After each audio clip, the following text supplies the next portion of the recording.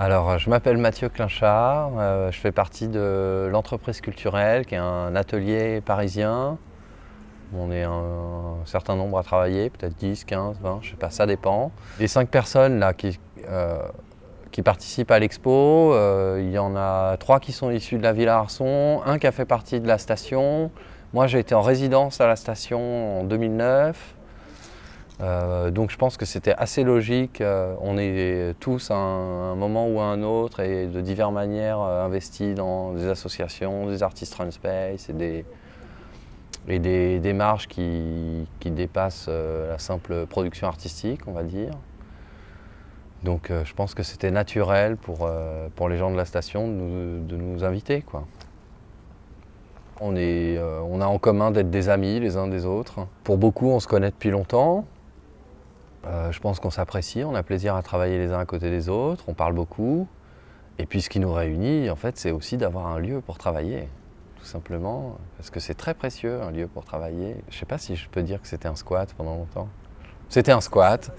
C'était un squat et qui s'est officialisé au bout d'une dizaine d'années. Il y a des candidats informels, des candidatures informelles, mais on y entre par cooptation. Disons par copinage au bon sens du terme, par amitié. On y entre par amitié, je pense. Il y a bien un moment où il va falloir que je m'en aille, mais je redoute ce moment-là. C'est le deal qu'on n'est pas là, on n'a pas une place ad vitam aeternam, on vient travailler pendant un moment.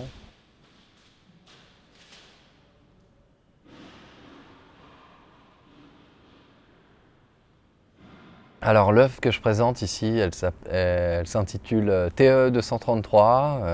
TE 233, c'est la référence de la fiche technique de l'objet que je copie. Donc c'est un outil de conformation de machines de vision, comme les caméras par exemple, celle qui est en train de me filmer là. Donc ça sert à régler ou à vérifier le réglage des caméras, des appareils photo et vérifier qu'on est bien dans les normes.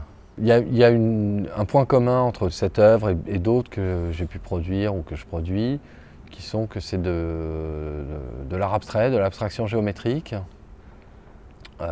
qui peuvent prendre des formes hyper différentes, mais qui sont souvent des remises en conditions, en contexte d'objets déjà existants.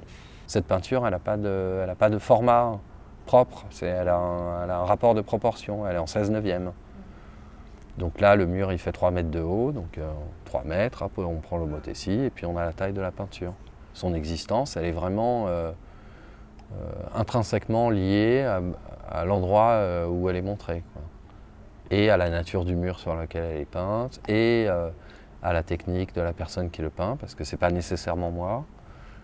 Comme ça, chaque fois que l'œuvre est présentée, elle est aussi différente, elle est différente d'elle-même, finalement, et elle est tout le temps